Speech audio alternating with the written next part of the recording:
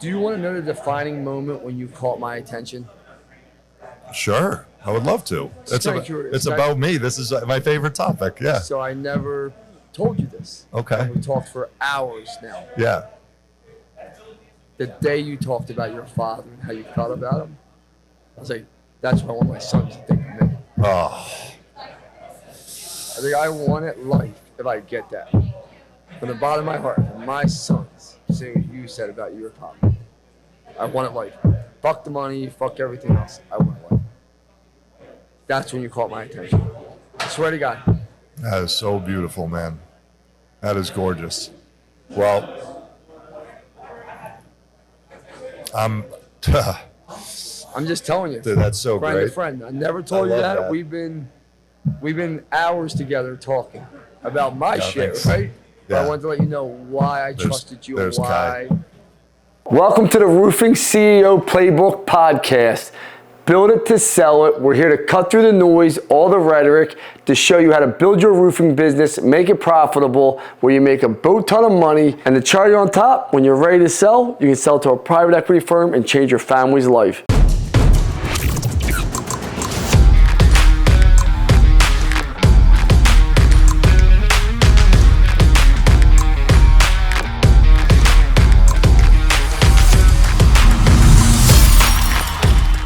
Hey everyone, thank you for joining us today. I want to give a quick shout out to our sponsors, Service Titan and Rilla, our technology of choice to helping us scale and grow our business and making sure all of our viewers have the technology to scale their business so when they want to sell it, they're able to. I'm sitting here with my friend Keith. You know, Keith, as I've gotten to know you, and our relationship has really gotten closer probably the last 6 months, 4 months, right? The one thing I'll say is, you're probably the most truest, most vulnerable person I've met that's sincere. Like, you're just not afraid. And you're a straight shooter. Trust me, I know. It's, where do you think you get that from? Like, I got to ask you a question because you got people crying in there. I mean, it's a roofing conference. These guys don't cry. People are crying, right? I mean, but you're just like, hey, this is who I am at this point. Where does that come from? Yeah. So that, out of anything that I think you could say to me or about me, that probably means the most. That's like the highest compliment that I would have wanted to achieve. And like, I just wrote a post about this today. 10 years ago at 31 years old, and I started going down this personal development journey. The first and most painful discovery was how totally inauthentic I was. And I had always wanted to be real and authentic. And, of course, like, I think we all probably strive at some level to be, a true version of ourselves. But I had so many insecurities. I had so many modes of manipulation and coercion and flattery and bribery and all these different ways that I got what I wanted in life. And I started going through some programs and had some really amazing mentors who just like, they just called me out and helped me realize, and not just me, but all human beings, like, we're always looking to get something. Yeah. Every interaction, every relationship, every moment, I was just challenged to be like, okay, what are you getting out of this, right? And of course, my first layer of consciousness about my intentions were like, no, why are you complimenting that person? I want them to feel good. No, dude. You want to make them feel good so that they see you in a favorable way. Oh, fuck. Like, that's true. Like, that's actually where that motive came from. Hey, why are you so nice to people? Well, it's the right way to be in the world. No. You're nice to people so that people think you're nice.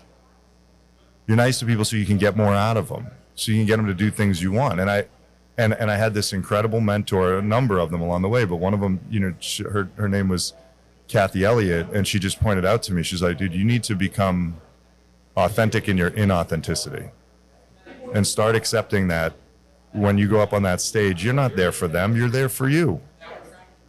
When you coach people, you're not doing it for them, you're doing it for you. And it was like this painful, beautiful discovery that, like, oh yeah, I really am in all of this for me. And somehow, Lance, like the minute I accepted that, that became the truest, realest version of myself. And like somehow in that, weirdly enough, it actually did become for other people about them. And they got to experience it. And so that, like, that's my best answer. Like 10 years of staring down, and I'm proud of the work that I'm willing to do on myself, but like staring down my darkest, ugliest parts of myself and acknowledging them as true and real. You know, I know you on a personal level now, I think.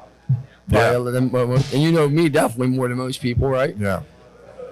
You said something the other day to me about past, right? I said to you, I told you point blank, I don't leave my house because I don't want to let my wife down. You know, I said, I don't go out and drink anymore because I don't want to let my wife down. Like, all this shit I did in the beginning, right? And you're like, well, there's other people out there. And I'm like, no, there's not. And, like, you weren't being rude. And you're like, Lance, there are other people. And then you don't yes anyone. Where most people would have yesed me in that moment. And I know that because I've had that conversation with 100 fucking people now of why I don't leave my farm. I get anxiety, as you know, to leave my farm. I get anxiety to leave my wife now because I don't want to make a mistake, right? I'm so you know that's my biggest fear of losing my family, right? It's my only fear, right? But no one else has ever said that to me. Yeah, there's a group of guys out there who will go out without drinking. There's a group of guys that will go out there without cheating on their wives. So you ain't yesing no one. Why is that? You just don't give a shit, or you just like, hey, I'm going to tell you how it is. No, I'm asking honestly. I know, but it makes me laugh, the idea of not giving a shit. Like, I'm listening to Gary Vee today talk about not caring about other people's opinions.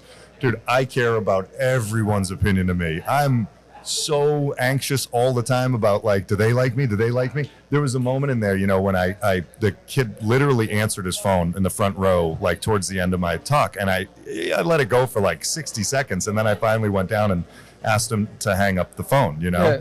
And then I felt terrible because I was like, oh no, did I embarrass him?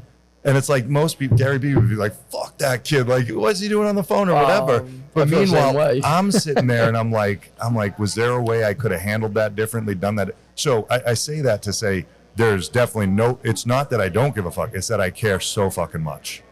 And I care so much. Like, the idea of letting you walk away from that conversation, believing that you're going to have to live a life in isolation without great friends to protect yourself, as opposed to the recognition that the one thing that you absolutely can do and would be so deeply meaningful in your life would actually be to create 2 to 3 really close friendships of those brothers that want to walk that same path with you and will actually hold you to a higher standard. I can't let you walk away believing that's not out there.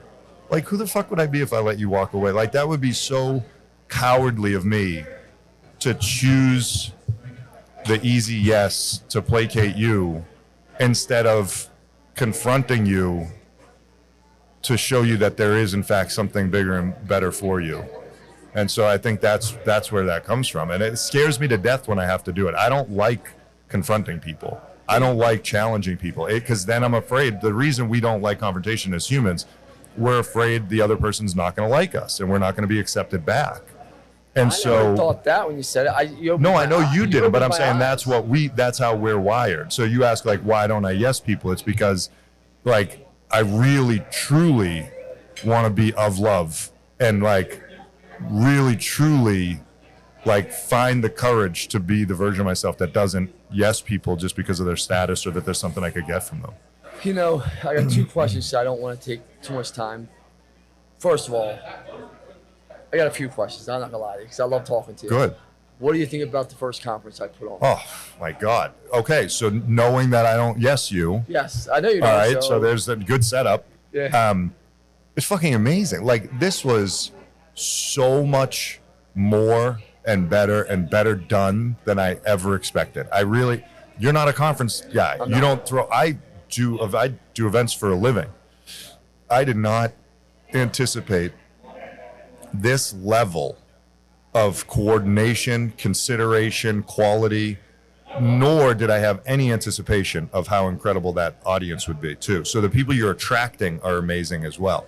Who is it that I got all the emails from? Matt. He's a beast. So first of all, Matt's work, I've never been so beautifully communicated with in advance of a conference in my life. cared for. I mean, everything. As a speaker, I feel like a star here.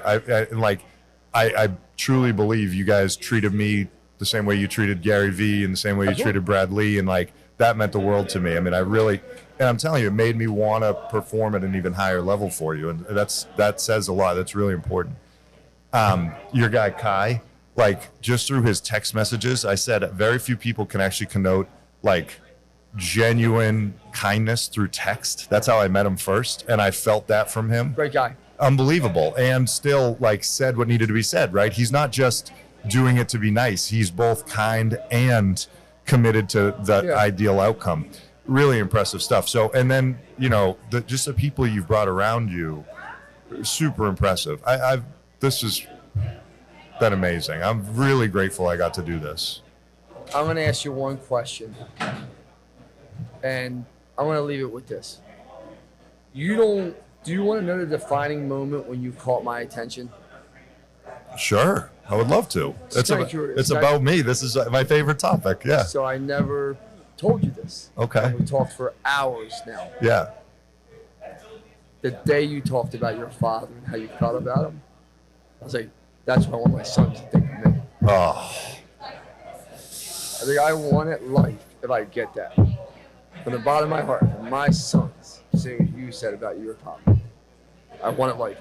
Fuck the money, fuck everything else. I want it life. That's when you caught my attention. I swear to God. That is so beautiful, man. That is gorgeous. Well, I'm just telling you. Dude, that's so friend great. To friend. I never told you that. We've been hours together talking about my shit, thanks. right?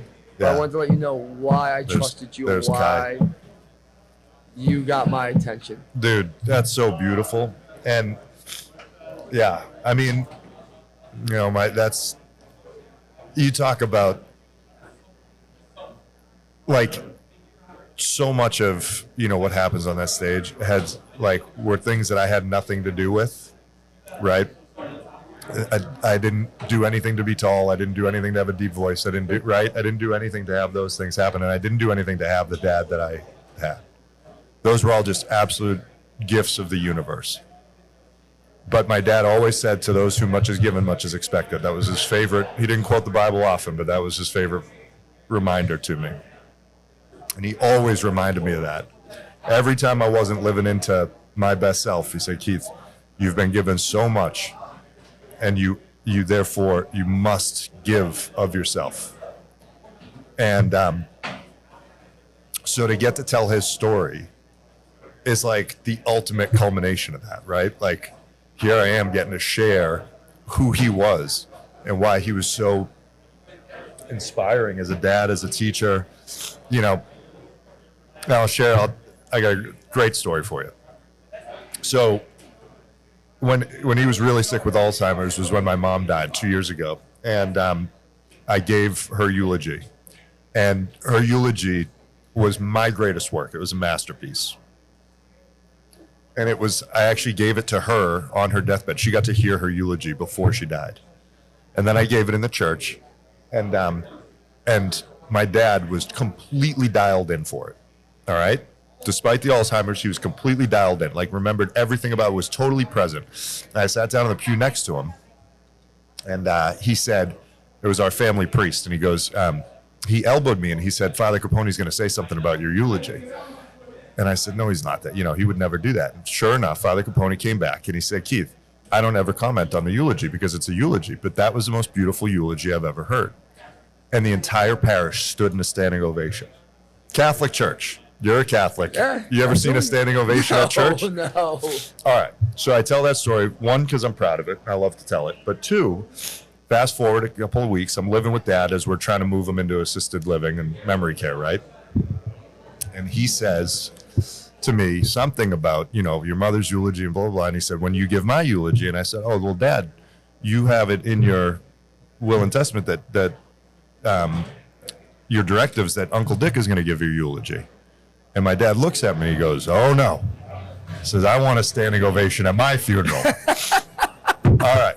So fast forward 18 months, Dad passes. But what he didn't know was that at that time, actually he did know, he got to watch it once. I started telling his story as the closing portion of my keynote. Literally, it had happened for the first time at Pantheon 2 weeks before that, or a month before my mom had passed. All right. And since that time, every single talk I've given telling that story, he's gotten a standing ovation. I love it. So not only was his death as inspiring as anything I've ever seen in his life, he is still the ultimate teacher. And I know that what I do out there is very fucking cool, but I make no mistake that standing ovation is for him. And so, it's an honor to tell his story. And the fact that he would be the reason that you sought me out is such a beautiful testament to him and an opportunity for me to live into what he's asked me to, which is to use my gifts and give as much as I can with them. And it'll be an honor to share with you what he taught and bestowed and see that translate into your sons' lives, because it was the greatest gift I ever could have asked for. I just thought I'd tell you that. Because that's what caught me at Mel's event when that's what it's like. I was like, that guy gets it. That's amazing. So I want to thank you. I appreciate it. I love you, brother. Love you too, Lance. Thank you for this, dude.